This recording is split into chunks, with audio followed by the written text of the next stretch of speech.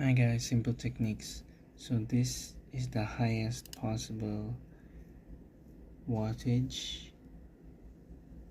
and frequency I can get from my laptop. This is on turbo mode, and this is the highest possible frequency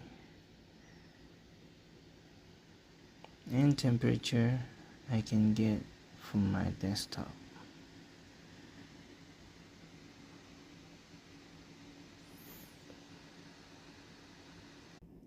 So in the end, I got these on my laptop. As you can see, hit 170 watts.